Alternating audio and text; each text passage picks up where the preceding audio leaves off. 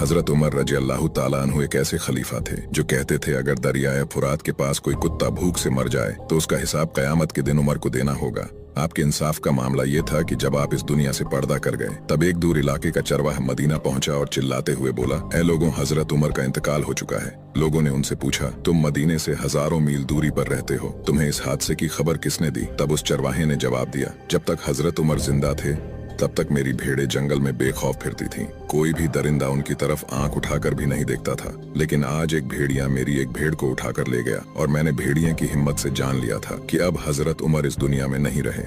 हजरत उमर की बहादुरी का ये आलम था कि उनके बारे में यूरोपियन स्कॉलर कहते हैं कि अगर एक और उमर होता तो दुनिया में आखिर क्या है ताबूत सकीना जिसे यहूदी आज तक ढूंढ रहे हैं? आखिर क्या है इसके अंदर और ये ताबूत यहूदियों के हाथों से कैसे निकल गया? ये शमशाद की लकड़ी का एक संदूक था जो सबसे पहले हजरत आदम अलैहिस्सलाम के पास था। उनके बाद ये आपकी औलादों के पास से होते हुए बनी इसराइल के कब्जे में रहा। जब भी बनी इसराइल कोई जंग लड़ते तो इस ताबूत की बरकत से वो ये जंग जीत जाया करते थे। इसको अपने आगे रखकर दुआएं भी मांगा करते थे और इनकी ये दुआएं कबूल भी होती थी। इस ताबूत में हजरत मूसा अलैहिस्सलाम का असा, हजरत हारून अलैहिस्सलाम का इमामा, हजरत सुलेमान अलैहिस्सलाम की अंगूठी, तौरात की तख्तियों के चंद टुकड़े, कुछ मन्नव सलवा यानी कुदरती गिजा और कुछ नबियों की निशानियां मौजूद थीं।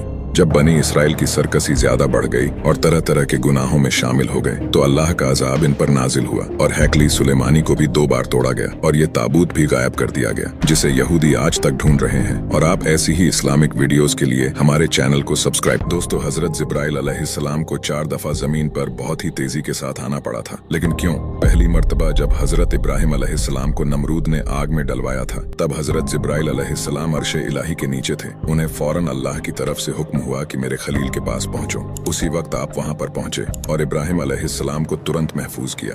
दूसरी मर्तबा जब हजरत इस्माइल अलैहिस्सलाम की गर्दन पर छुरी रखी गई और जिब्राइल अलैहिस्सलाम को हुक्म हुआ कि फौरन जमीन पर पहुंचो। जब हजरत जिब्राइल अलैहिस्सलाम आए तो छुरी को उल्टा कर दिया और उसको गर्दन पर चलने नहीं दिया। तीसरी मर्तबा जब हजरत यूसुफ अलैहिस्सलाम को उनके भाइयों ने उन्हें कुएं में डाला तो उसे जमीन पर गिरने से पहले हजरत जिब्राइल अलैहिस्सलाम वहां पहुंचे और उनको एक पत्थर पर बैठाकर आराम से नीचे उतार दिया। चौथी मर्तबा तब पहुंचे जब काफिरों ने आप सल्लल्लाहु अलैहि वसल्लम के दांत मुबारक शहीद किए तो फौरन अल्लाह की तरफ से हुक्म हुआ कि जल्दी से वहां पहुंचो और आप सल्लल्लाहु अलैहि वसल्लम का खून गिरने से पहले उसे अपने हाथों में ले लो।